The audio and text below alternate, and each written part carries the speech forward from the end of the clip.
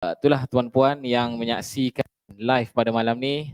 Terima kasih atas sokongan anda semua. Okay, di sebelah kiri saya ni saya sedang baca komen. Jangan tuan-puan tengok, kenapa dia tengok ke kiri pula. Jadi satu lagi peringatan bersama. Selepas ini saya akan mempersilakan panel kita yang ketiga. Jadi bila mana panel memberikan tausiah ataupun memberikan perkongsian berkenaan dengan maut Rasul ataupun berkenaan dengan baginda Nabi Muhammad sallallahu alaihi wasallam ini, kita sama-sama tuliskan di ruangan komen isi-isi penting supaya rakan-rakan yang baru masuk sahaja live kita ni baca. Okey, Syekh sedang bincangkan berkenaan dengan apa?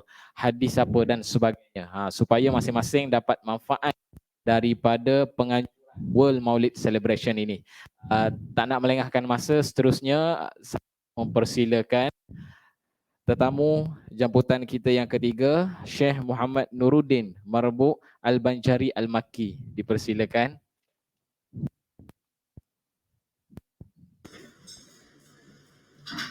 Assalamualaikum warahmatullahi wabarakatuh. Mana Syekh? Assalamualaikum warahmatullahi wabarakatuh. Waalaikumsalam warahmatullahi wabarakatuh. Alhamdulillahirabbil alamin. Wa sallallahu wasallam ala sayyidina Muhammad khatamil anbiya'i wa habibil alamin abil qasim nabiy wa ala alihi wa sahbihi ajma'in. Subhanaka la ilma lana illa ma 'allamtana innaka antal alimul hakim wa la haula wa la quwwata illa billahil aliyyil azim. Rabbana iftah bainana wa baina qaumina bil haqqi wa anta khairul fatihin. Hababana fillah duyufana al-a'izza.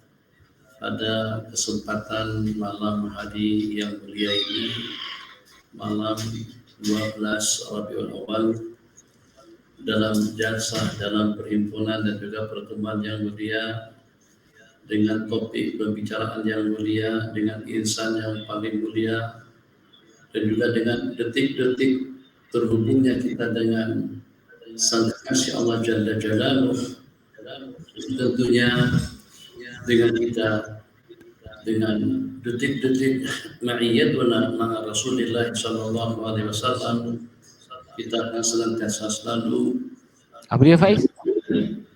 Mahabbah, dapatkan rahmat dan ridho daripada Allah Subhanahu wa taala.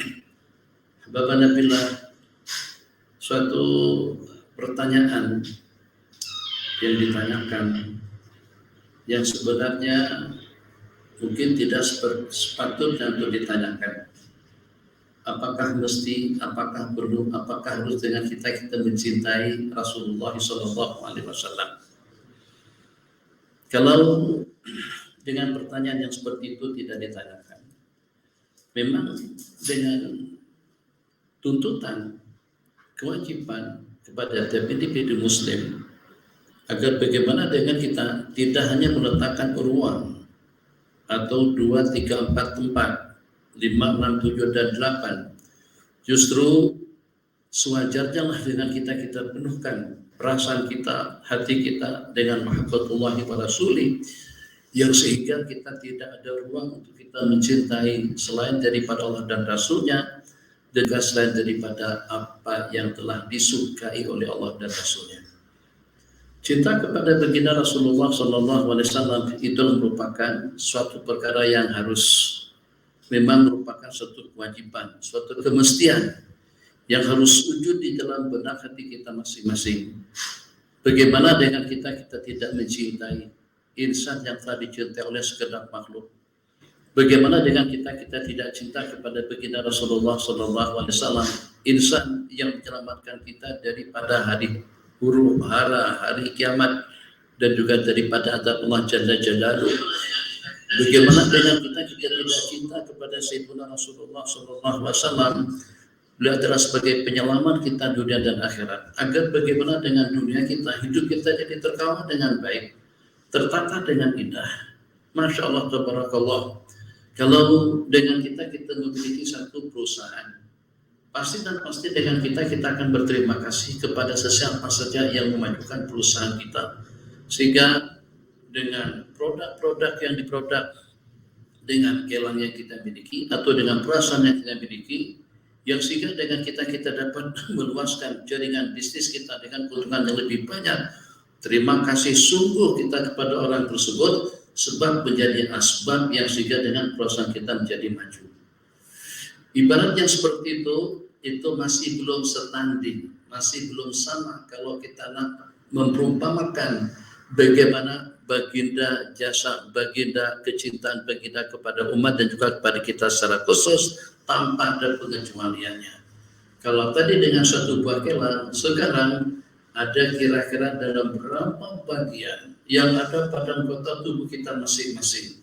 Siapa kira-kira yang memperkenalkan kepada kita tentang mata, bagaimana cara kita menggunakannya agar dengan mata akan menjadi asbab kebaikan, agar mata kita membawa kita kepada ridha Allah, agar dengan mata membawa kita kepada pahala yang berlipat ganda, agar dengan pandangan mata kita itu akan menjadi ibadah, agar bagaimana dengan pandangan mata kita akan membawa kita kepada dunia mahabbah, agar bagaimana dengan tatapan pandangan kita melihat itu membuat kita jadi dekat kepada Allah Jalla Jalaluh, agar mata kita terelak daripada syubhat, terelak daripada perkara haram, terelak daripada perkara yang terlarang, terelak daripada perkara-perkara yang terkutuk. Ini insan yang memperkenalkan kepada kita tentang bagaimana dengan kita menggunakan mata, seumpama itu juga dengan tangan, dengan telinga, dengan mulut, dengan kaki, dan juga dengan seluruh bagian yang ada pada anggota tubuh kita masing-masing.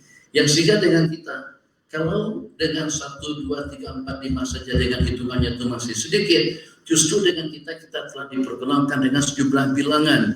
Napas kita pada waktu kita bernapas, perbuatan kita pada waktu kita berbuat, tindakan kita pada waktu kita bertindak, dan juga dengan perilaku gerak rentak dalam kehidupan kita sehari-hari. Itu ternyata dengan kita mendapatkan panduan, mendapatkan bimbingan, mendapatkan pencerahan, mendapatkan ilmu yang akan bagaimana dengan kita dapat memanfaatkan bagian-bagian yang ada pada anggota tubuh kita agar kita lebih dekat, agar kita mendapatkan kasih sayangnya, agar kita mendapatkan rahmat dan keridhaannya, agar kita mendapatkan keampunan dan juga dengan maghfirahnya, agar kita menjadi manusia yang bahagia, sa'idun fid dunya wa sa'idun fil akhirat. Itu kalau kita tanyakan dengan perantaraan siapa, itu dengan perantaraan al-munqidh atau muqidil al-ummah minad dhalal, penyelamat manusia daripada kesesatan. Dari mana kita kenal Allah? Dari mana kita kenal ibadah? Dari mana kita kenal halal dan haram? Dari mana kita sehingga menjadi insan yang mulia, yang sehingga dengan kemuliaan yang kita dapatkan, kemuliaan yang dikagumi oleh segenap makhluk, yang sehingga tidak ada satu makhluk pun yang terkecuali mendoakan, memohonkan keampunan kepada kita. Kenapa? Karena dengan kemuliaan yang ada pada diri manusia. Tidakkah dengan kita pernah mendengar sanjungan dan pujian daripada baginda Rasulullah SAW yang menyatakan dan juga yang mengingatkan kepada kita semuanya tentang doa daripada sekedar makhluk. Apakah itu kira-kira dengan tanamannya, dengan tumbuh-tumbuhannya, dengan hewannya, dengan ikannya. Tapi kita bersabda hatal hitanul fil bahr, sehingga sampai dengan ikan-ikan yang ada di dalam lautan itu memohonkan keampunan kepada talibul ilm, kepada orang yang menuntut ilmu agama, memohonkan keampunan dan ridho, rahmat, maghfirah daripada Allah Jalla Jalaluh kepada muallimin nasil khairah, orang-orang yang mengajarkan kebaikan kepada orang ramai. Masya Allah, tabarakallah. Macam mana dengan seumpama batu, macam mana dengan seumpama kayu, macam mana dengan seumpama pohon-pohonan yang kalau dengan bahasa pasti dia tidak melihat, dia tidak berakal, dia tidak mendengar. Ternyata seperti itu jasa baiknya kepada manusia, talibul ilm, juga kepada muallimin nasil khair, kepada orang-orang yang mengajarkan kebaikan kepada masyarakat, yang membimbing umat kepada mardhatillahi jalla jalaluh, itu dengan penghormatan dan juga dengan penghargaan daripada sekedar makhluk kepada kita. Asbab musababnya itu karena apa saja? Karena kita adalah merupakan makhluk yang mulia. Dan yang menyebabkan dengan kita jadi makhluk yang mulia karena kita menjadi pengikut kepada sang Nabi yang paling mulia di sisi Allah Subhanahu wa taala. Tapi kita bersabda dalam sebuah hadis, ana haddukum, aku adalah bahagian kalian, habuan kalian daripada anbiya wa antum haddi minal umam. Makna hadis, aku adalah habuan kalian daripada rasul yang diutus, dan juga dengan kalian adalah habuanku daripada umat Rasulullah sallallahu alaihi wasallam. Jadi kebanggaan yang kita dapatkan, kemuliaan yang kita peroleh, kita dalam dunia makrifah, kita dalam dunia mahabbah, kita dalam dunia cinta, kita dalam dunia mawaddah, kita dalam dunia maghfirah, rahmat, anugerah, ridho daripada Allah Subhanahu wa taala. Itu adalah asbabnya insan yang teristimewa di sisi Allah Subhanahu wa taala, Sayyiduna Rasulullah sallallahu alaihi wasallam.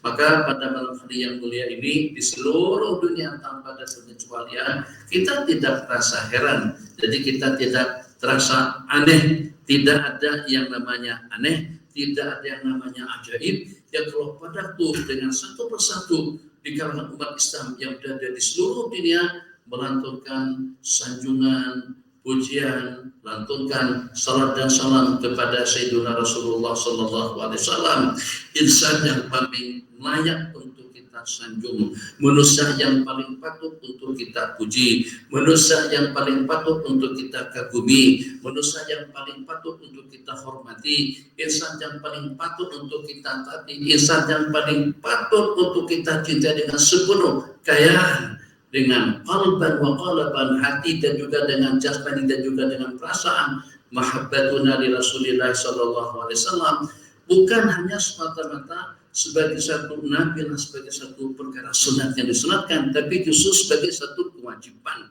Jadi bukan hanya untuk membalas jasa, tapi memang suatu kewajiban yang diwajibkan Allah kepada kita. La yu'minu ahadukum, Nabi kita bersabda dalam sebuah hadis, tidaklah beriman salah seorang daripada kamu hatta akuna ahabba ilaihi, sehingga dengan aku lebih dia cintai daripada diri pribadinya, daripada anak dan saudaranya, dan juga daripada segenap semuanya.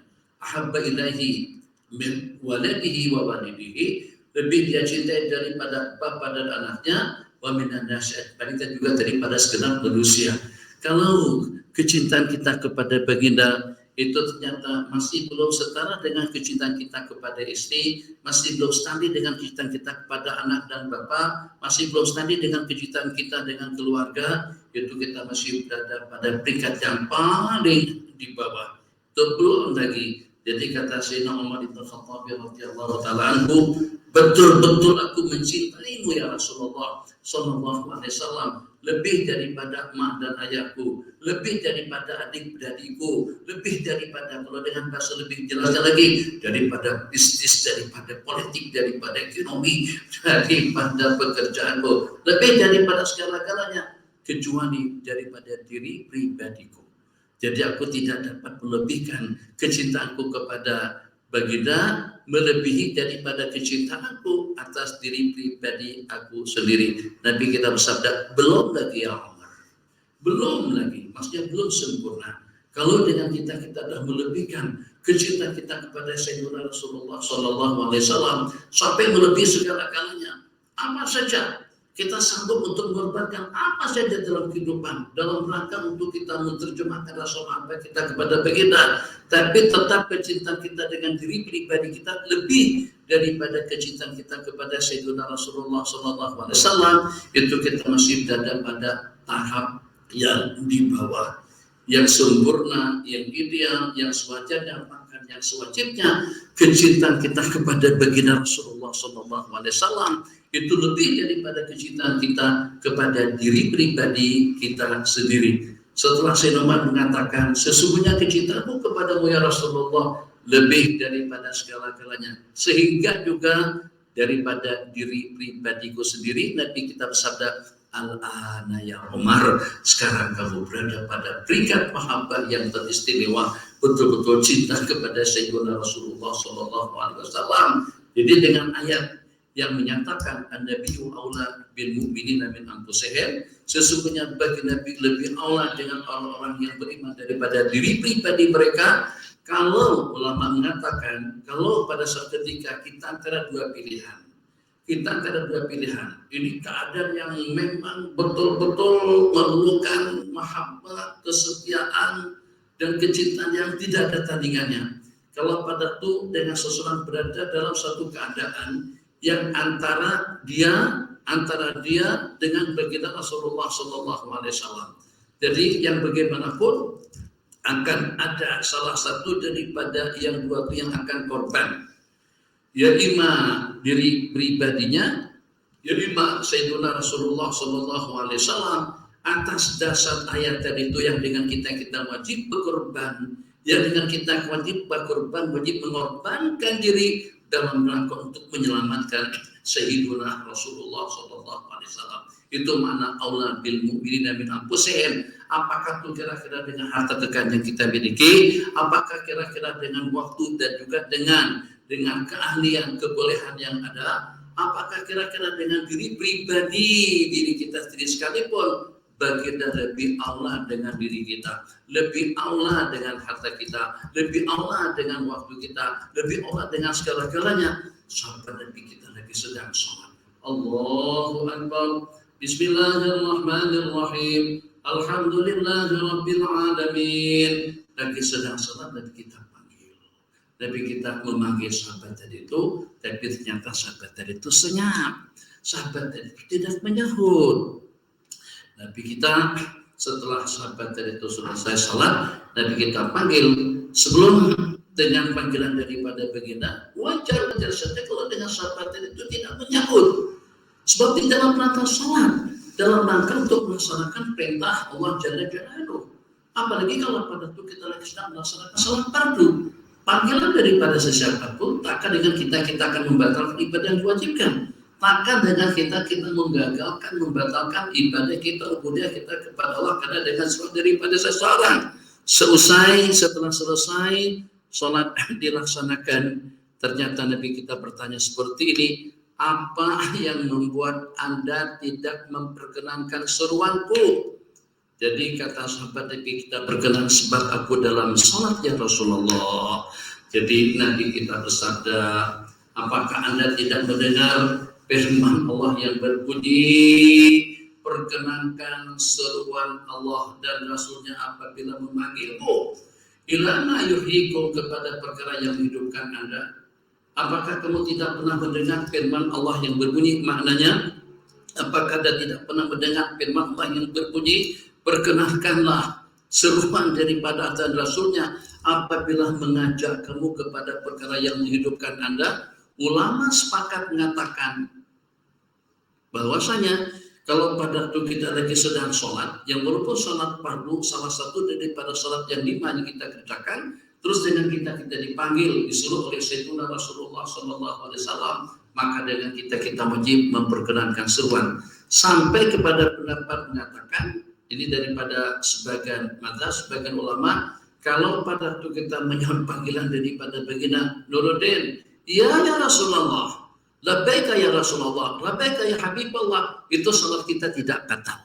Salat kita tidak batal, tidak seperti pada waktu kita menyahut daripada sesiapa saja. Kalau ada yang semacam itu, ada pendapat mengatakan juga kalau pada itu dengan kita disuruh oleh ibu kandung kita. Sampai ke tahap itu tuh, pada waktu kita dalam melaksanakan ibadah pun tidak batal salat kita pada waktu kita menyahut, memperkenankan panggilan daripada Sayyidina Rasulullah SAW. Bagaimana dengan kita tahu, bagaimana dengan kita kenal kewajiban-kewajiban yang diwajibkan kepada kita. Kewajiban kedua belah tangan, apa yang sepatutnya untuk kita berikan, apa yang sepatutnya untuk kita terima, apa yang sepatutnya untuk kita kerjakan. Kewajiban dengan kedua belah kaki kita, kewajiban dengan mata, hidung, mulut dan juga dengan telinga kita, kewajiban kita dengan harta, kewajiban kita dengan kekayaan, kewajiban kita dengan tenaga, kewajiban kita dengan waktu. Insan yang memperkenalkan kewajiban kepada kita dengan satu persatu daripada perkara-perkara yang saya sebutkan tadi itu adalah Sayyiduna Rasulullah SAW. Bukannya setakat pembebas kita yang memerdekakan kita daripada penjajah, juga daripada British kalau dengan kita di Malaysia, atau dengan Belanda, atau kalau dengan Indonesia, tidak. Pembebas kita daripada syirik, pembebas kita daripada perkara-perkara terkutuk, pembebas kita daripada perkara-perkara licik, berbebas kita daripada perkara-perkara yang boleh membawa kita kepada ridha, yang boleh membawa kita pada kekufuran, agar kita tidak ujub, agar kita tidak sombong, agar kita tidak riya, agar kita tidak angkuh, agar kita tidak ego, agar dengan kita jauh daripada segala perkara-perkara yang terlarang, agar dengan kita menjadi manusia yang mulia di sisi Allah Jalla Jalaluhu, irsyad yang senantiasa mendapatkan doa daripada segenap makhluk, agar dengan kita mendapatkan penghormatan dan juga dengan penghargaan, tidak hanya sepanjang pada masa kita hidup, sampai kalau pada waktu kita meninggal dunia pun, pada saat kita meninggal dunia itu disertai dengan tangisan daripada mereka. Itulah yang Nabi kita sebutkan di dalam hadis, tempat yang pernah kita gunakan untuk ibadah, tempat yang pernah kita tempati untuk kita berzikir mengingat Allah Jalla Jalaluhu, itu akan menangisi kita pada waktu kita meninggal dunia. Siapa yang membuat kita jadi mulia seperti itu? Mulia kita dengan ideologinya, mulia kita dengan akidahnya, mulia kita dengan tauhid dan juga dengan iman dan keyakinannya, mulia kita dengan ibadahnya, mulia kita dengan akhlaknya. Asbab-asbabnya adalah Sayyiduna Rasulullah Sallallahu Alaihi Wasallam. Bagaimana juga dengan kita tidak mencintai baginda Rasulullah Sallallahu Alaihi Wasallam. Kecintaan kita kepada baginda itu adalah rahmah. Kecintaan kita kepada baginda itu adalah mawaddah. Kecintaan kita kepada baginda itulah ridho. Kecintaan kita kepada baginda Rasulullah Sallallahu Alaihi Wasallam itu merupakan satu peluang keemasan yang teristimewa untuk mengumpulkan kita dengan beliau nanti di dalam surga. Man ahabbani wa man ahabbani kana ma'i fil jannah. Dan para sahabat cinta kepadaku, dia akan bersama aku nanti di dalam surga. Masya Allah, tabarakallah. Kita baru saja dengan seseorang itu bantu kita, katakan saja pada masa kita di perjalanan, karena kita tidak tahu jalan untuk menuju destinasi yang bakalan kita tuju, maka kita singgah daripada kita susah sibuk, tak ada. Nah, tanya lagu mana? Google pun atau juga dengan OS sehingga tak beri panduan kepada kita, maka kita tanya kepada siapa? Astagfirullahaladzim. Tadi dengan kita sudah tulis yang halal tuju kita daripada KL menuju suatu destinasi, menuju suatu tempat. Maka dengan kita minta bantuan GPS. Tapi GPS tadi pun pada masa di perempatan jalan senyap, tak bagi arahan. Kona kanan juga kona kiri tadi itu 400 meter belok kiri, 400 meter kona kanan. Begitu. Sekarang tidak ada, senyap saja. Jadi daripada kita salah belok, kita berturun, kita tanya, Mas, Assalamualaikum, numpang nanya. Kalau nak pergi ke Bangkok, kira-kira eloknya jalan lain. Astagfirullahaladzim. Ke Bangkok itu depan, belokan yang sebelah kanan, ke depan dalam 2 km lebih kurang, nanti ambil sebelah kanan. Sana Bangkok. Masya Allah, tabarakallah. Makasih Mas, makasih Encik, makasih banyak. Buat 3, 4, 5, 6 kali terima kasihnya. Hanya sekat tunjukkan jalan. Yang bagian nanti bukan sekat tunjukkan agar kita sampai ke Bangkok dengan selamat. Tunjukkan kita jalan menuju surga, menuju ridhanya Allah, menuju dunia mahabbah, menuju dunia kebajikan, menuju al-firdaus al-a'la. Siapa yang mengajarkan kita kalau pada waktu kita meminta kepada Allah Jalla Jalaluhu, kalau beda waktu kita memohon surga, jangan hanya sekat meminta jannatul ma'wa atau dengan jannatul na'im, yang walaupun dengan seumpama kita, kalau kita sudah dapat jannatul ma'wa, jannatul na'im, itu sudah luar biasa, Masya Allah, tabarakallah. Tapi ternyata dengan kita diajarkan agar dengan kita meminta yang lebih daripada jannatul na'im, yang lebih daripada jannatul ma'wa, yang lebih daripada surga yang Allah anugerahkan kepada sesiapa saja. Surga yang patut untuk kita mohon dan yang Nabi kita ajarkan itu adalah al-firdaus al-a'la. Idza sa'tumullah al-jannah, apabila dengan kamu memohon surga kepada Allah, Nabi kita bersabda, fas'aluhul firdaus al-a'la, maka mohonlah surga firdaus yang teristimewa dan yang tertinggi. Jadi kalau pengamatan kita masing-masing, gimana dengan kita layak untuk masuk surga?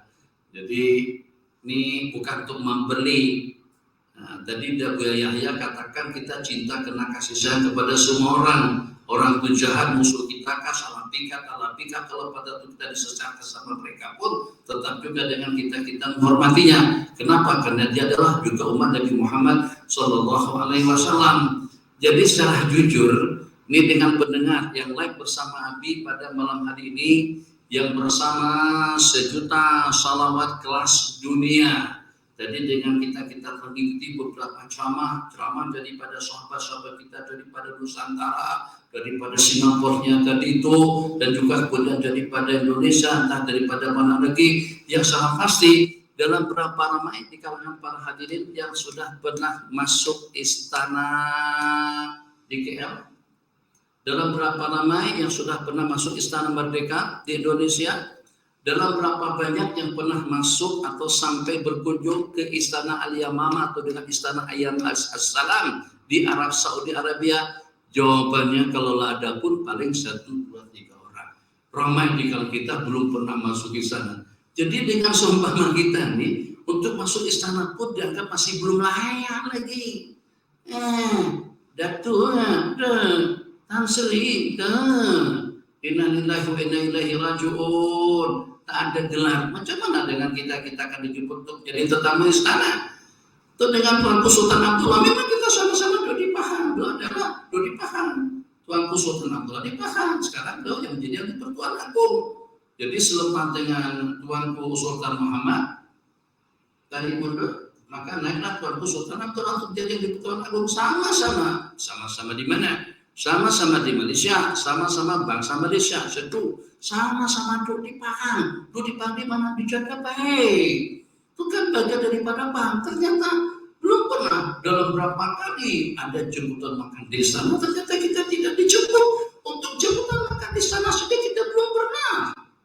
Gimana manusia kecil macam kita menghayalkan surga di sisi Allah Jalla Jalaluhu, semewah apa, seindah apa, secantik apa, semantap apa, selengkap apa, secanggih apa, semodern apa, dunia tetap tidak dapat dibandingkan dengan keindahan dan juga dengan kecantikan di dalam surga. Jadi dikatakan kalau seandainya satu bidadari saja daripada surga itu turun ke dunia, membuat wanita-wanita cantik dunia ini menjadi hudu. Sekedar fungsi maklumat sahaja. Kemarin itu ada disebut-sebut, katanya ada terdapat 8 negara Islam yang memproduk perempuan-perempuan cantik. 8 buah negara Islam yang memproduk perempuan-perempuan cantik. Tapi situ tidak termasuk Indonesia dengan Malaysia. Yang disebut Pakistan, yang disebut Afghanistan, yang disebut Uzbekistan, yang tantang juga diantaranya dengan Shishan, diantaranya juga dengan Iran. Ya Allah ya Rahman. Jadi kumpulkan saja semuanya. Ini adalah merupakan ratu cantik kelas dunia, terkumpul semuanya yang tercantik dari seluruh dunia.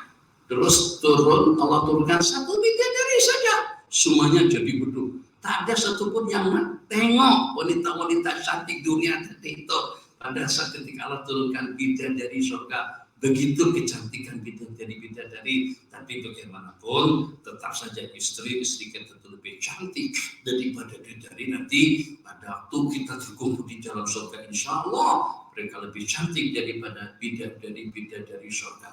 Apa yang ingin Nabi kongsikan? Jadi kita berbicara tentang perbandingan antara dunia dengan surga. Manusia yang paling di bawah atau manusia yang terakhir masuk surga, manusia yang terakhir keluar daripada neraka saja mendapatkan anugerah surga dari sisi Allah nanti pada hari pembalasan itu seperti 10 kali ganda dunia, bukan seperti 10 kali ganda cekak jering, bukan seperti 10 kali ganda terang tempat penduduk sekarang ini maka seperti 10 kali ganda dunia. Cuma mewahnya dunia, indahnya dunia, modernnya dunia, kayanya dunia tuh baru senilai dengan 10 tangan.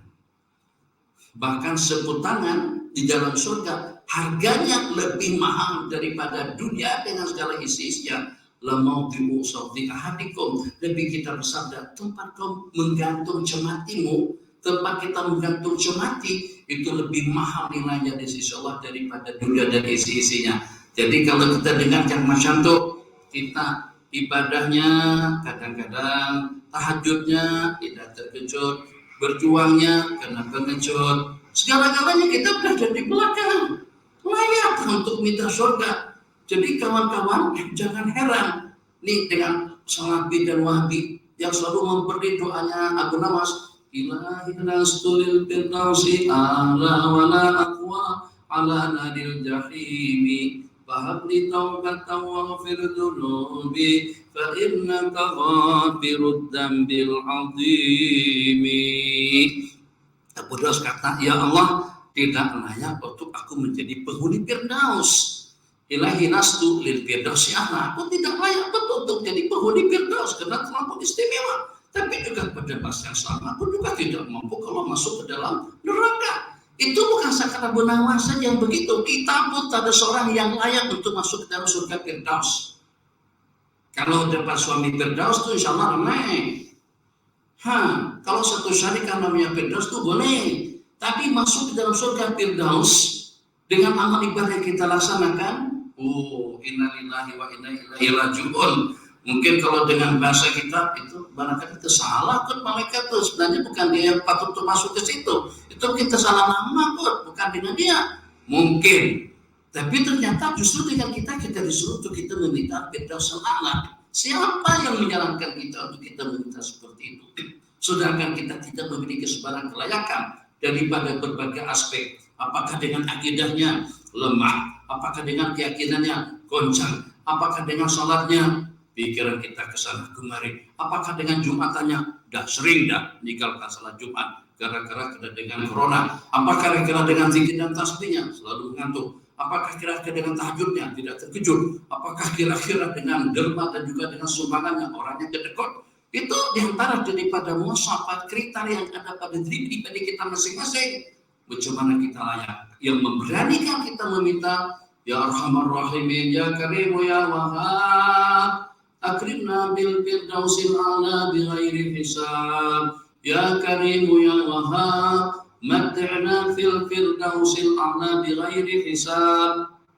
Ya Karimu, ya Wahhab, adkhilna firdausal a'la bighairi hisab. Yang buat kita berani berdoa semacam itu dan kita tidak merasa segan dan malu kepada Allah Jalla Jalaluhu, sebab itu adalah arahan nasihat bimbingan Sayyiduna Rasulullah sallallahu alaihi wasallam. 5 menit terakhir, ahbabana fillah. Maka kalau pertanyaan yang ditanyakan kepada kita, kenapa kita mencintai baginda Rasulullah sallallahu alaihi wasallam, atau haruskah dengan kita mencintai baginda Nabi? Jawabannya itu adalah kebaikan, jawabannya itu adalah rahmah, jawabannya itu adalah ma'iyah, jawabannya itu adalah ridhanya Allah, jawabannya itu adalah sebagai satu kewajiban yang diwajibkan kepada kita. Kalau dengan insan yang jasanya hanya setakat untuk baju, yang jasanya hanya setakat untuk izin kereta, yang jasanya hanya setakat untuk jam tangan, yang jasanya hanya setakat dengan handphone, itu dengan kita berterima kasih berkali-kali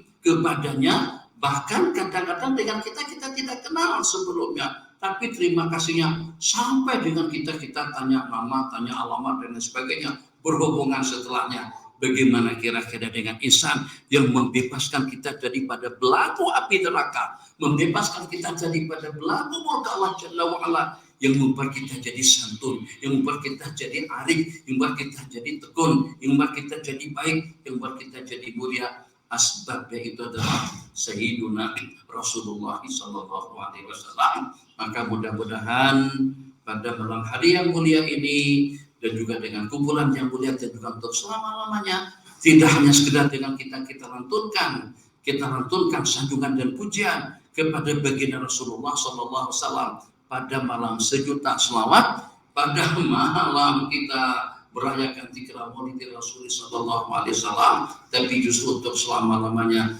agar bagaimana dengan mahabbah kita kepada Sayyidina Rasulullah sallallahu alaihi wasallam itu menjelma, berpakaran di dalam hati kita masing-masing. Kalau seandainya satu persatu ditanya pertanyaannya kepada jubah, Tanyanya kepada baju, kenapa dengan baju begitu?